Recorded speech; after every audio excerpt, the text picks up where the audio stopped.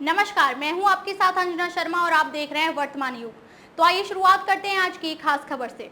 आरक्षण के लिए राशन पानी लेकर लंबी लड़ाई लड़ने मुंबई आएंगे मराठा। मनोज जरांगे का दावा, 3 करोड़ लोगों को बुलाया।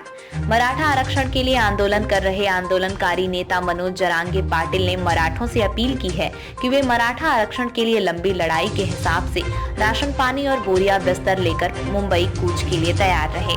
जरांगे पाटिल के करीबी लोगों का दावा है कि मनोज जरांगे पाटिल ने करीब 3 करोड़ मराठा समाज के लोगों को मुंबई बुलाने का लक्ष्य निर्धारित किया है। मनोज जरांगे पाटिल 20 जनवरी को सुबह 9 बजे अपने गांव जालना जिले के आंतरवाली सराटी से पैदल ही मुंबई के लिए कूच करने वाले हैं। वे अहमदनगर पुणे से होते हुए 26 जनवरी तक मुंबई पहुंचने वाले हैं। जरांगे पाटिल की ओर से दी गई जानकारी में उनका पैदल कूच जालना, शाहगढ़, गेवराई, बीड़, अहमदनगर, शिरूर, शिक्रापुर, राजड़ा गांव, खराड़ी, शिवाजी नगर, पुणे, लोनावला, पनवेल, वाशी होते हुए चैम्बूर से मुंबई में प्रवेश करेगा। इसके बाद आजाद मैदान में वे आमरण अनशन शुरू करेंगे। मुंबई कूच करने वालों के अलग अलग दल बनाए जा रहे हैं। हर दल में 2 समन्वयक होंगे। हर दल को अपने राशन, पानी और बोरिया बिस्तर की व्यवस्था खुद करनी होगी। पैदल कूच के रास्ते में जो गांव पड़ेंगे, वहां के लोग उनकी अपनी सामर्थ्य के हिसाब से मदद करेंगे। पाटिल ने लोगों को अपने साथ आधा क्विंटल ज्वार, बाजरा, गेहूं, चावल के अलावा टॉर्च, मोबाइल, चार्जर, कपड़े, साबुन, दूध, पाउडर, बर्तन साथ लेकर चलने को कहा है। साथ ही नशे से दूर रहने और सुरक्षा की दृष्टि से हमेशा सतर्क रहने की हिदायत दी है। टीम ने लिया आजाद मैदान का जायजा। मराठा आरक्षण आंदोलन के लिए संघर्ष कर रहे आंदोलनकारियों की एक टीम ने शुक्रवार को आजाद मैदान का जायजा लिया।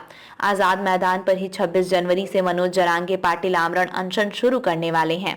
मनोज जरांगे पाटिल की टीम के सदस्य और मुंबई में मराठा आंदोलन का कार्य देख रहे वीरेंद्र पवार ने कहा कि मनोज जरांगे पाटिल का मुंबई आना तय है। हमने आजाद मैदान को देखा है, इसके अलावा और भी दूसरे मैदानों को देख रहे हैं। इसके बाद ये सभी जानकारी जरांगे पाटिल से साझा की जाएगी। मैदान पर अंतिम फैसला मनोज जरांगे पाटिल करेंगे। वीरेंद्र ने कहा कि मैदान की अनुमति मिलने के बाद एक टीम बनाई जाएगी और सभी को कार्य बांटे जाएंगे।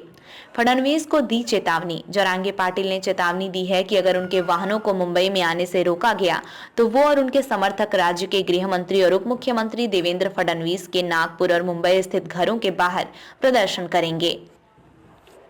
इसलिए सरकार को सोच समझ कर फैसला करना चाहिए। उन्होंने कहा कि मुंबई दौरा किसी भी कीमत पर होकर ही रहेगा। पाटिल ने कहा कि मुंबई में 3 करोड़ से अधिक मराठा आंदोलन करने के लिए आएंगे। उन्होंने फडणवीस को चेतावनी देते हुए कहा कि अगर हमें मुंबई आने से रोका गया तो हम लोकतांत्रिक तरीके से आंदोलन करेंगे और आंदोलनकारियों को जहां जगह मिलेगी वे वहीं धरने पर बैठ जाएंगे। मुंबई आने की जरूरत नहीं पड़ेगी। राज्य सरकार के 2 मंत्रियों गिरीश महाजन और अजित गुट के हसन मुश्रिफ ने दावा किया है कि जरांगे पाटिल को मुंबई आने की जरूरत ही नहीं पड़ेगी। उससे पहले ही राज्य सरकार मराठा आरक्षण को लेकर कोई रास्ता निकाल लेगी। ओबीसी समाज भी आंदोलन की तैयारी में। मराठा समाज के आंदोलन के बाद अब ओबीसी समाज भी अपना आंदोलन तेज करने की तैयारी कर रहा है। ओबीसी नेता और पूर्व विधायक प्रकाश शेंडगे ने कहा कि हमने मुंबई पुलिस से आजाद मैदान में 20 जनवरी से विरोध प्रदर्शन की इजाजत मांगी है। शेंडगे ने कहा कि जब तक राज्य सरकार ओबीसी समाज की मांगे पूरी नहीं कर देती तब तक उनका आंदोलन चलता रहेगा। उन्होंने कहा कि राज्य सरकार हमें लगातार आश्वासन दे रही है कि ओबीसी के हिस्से से किसी को आरक्षण नहीं दिया जाएगा, लेकिन कुर्बी समाज के लोगों को प्रमाण पत्र देने का काम अब भी जारी है। इससे ऐसा प्रतीत होता है कि मराठों को ओबीसी के कोटे से ही आरक्षण दिया जाएगा। वहीं ओबीसी नेता बबन राव तायवाड़े ने कहा कि हमारा समाज फिलहाल वेट एंड वॉच की भूमिका में है। हमें सरकार पर भरोसा है, लेकिन अगर सरकार ने ओबीसी कोटे से मराठों को आरक्षण देने की कोशिश की तो ओबीसी समाज चुप नहीं बैठेगा। हम मराठों से बड़ा आंदोलन खड़ा कर सकते हैं।